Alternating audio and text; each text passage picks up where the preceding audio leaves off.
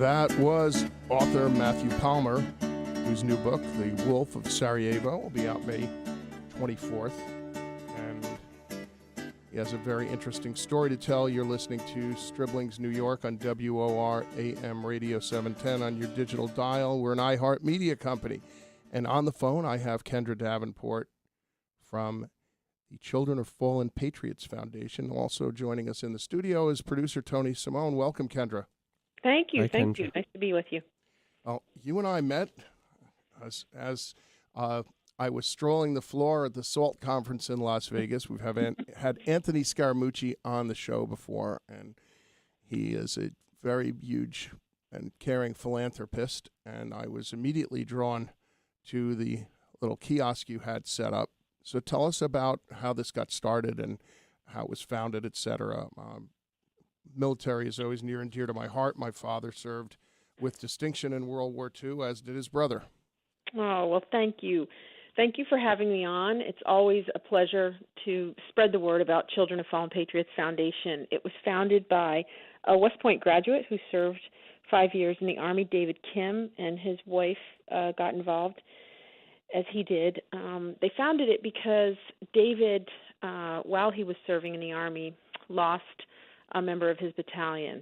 And at the time, the man who was killed was 21 and had just recently gotten married, and his wife was pregnant when he died. And David just wondered, how that child was going to go to college, how his young wife was going to manage.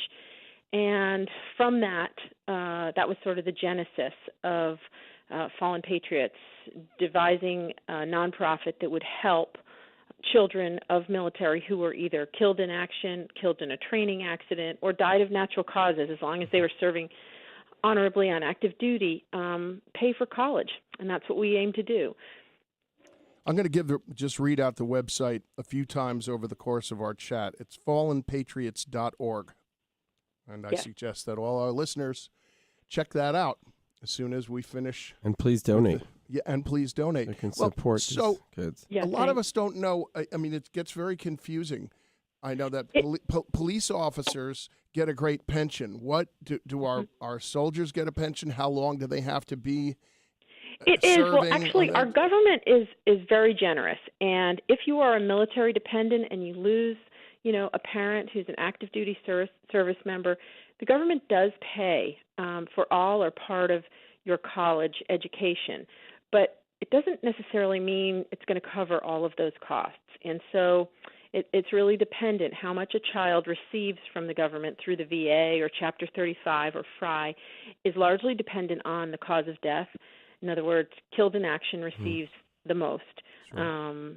But we don't discriminate against, the cause of death.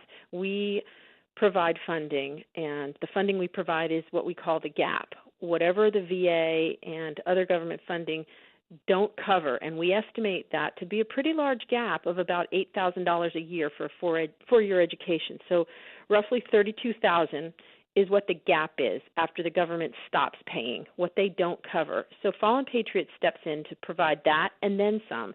We pay not only college tuition, but whatever else those children need, because to be perfectly honest, most Americans don't realize that for enlisted families, and that's largely, those who lose a service member, most are enlisted. They're not officers. And there's not a massive difference in pay between enlisted and officers, but it is significant. Those that do lose a service member, those families, the vast majority live on less than $60,000, $50,000 a year.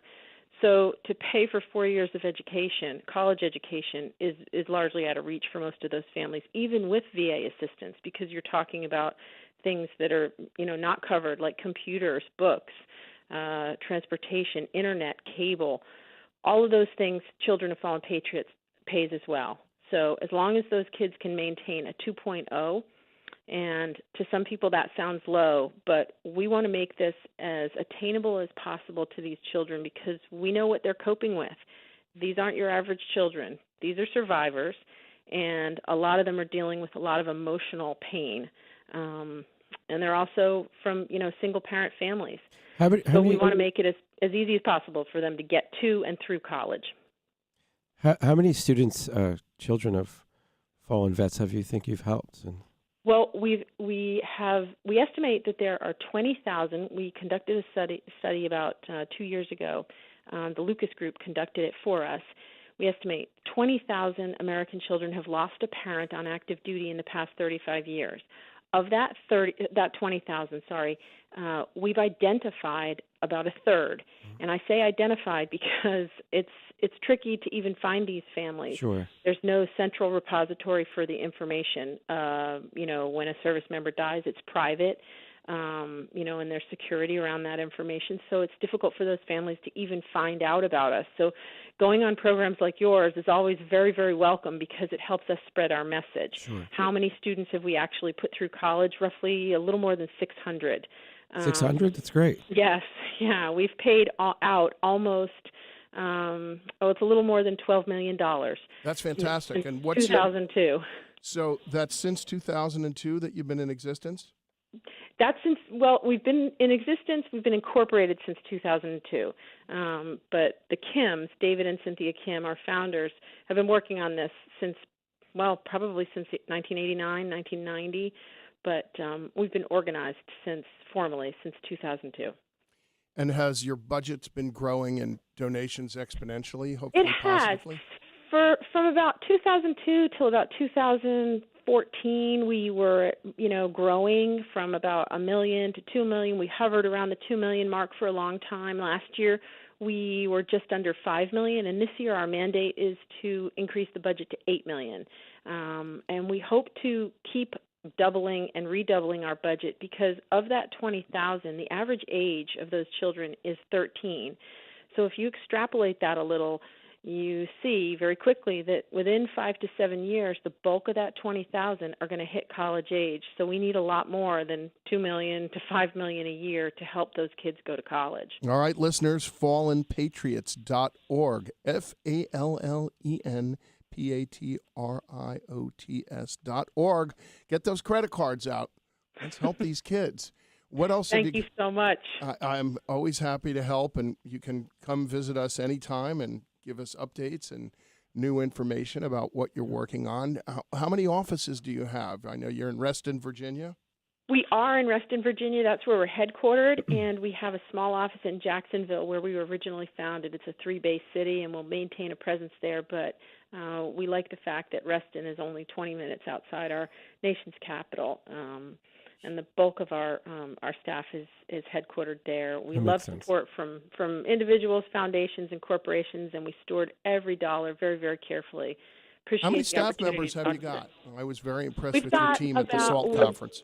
Yeah, we're very thank you. We're a small but mighty team, and currently we have 6. We have 6 staff members. Well, do you have any events coming up that we could promote? Yes.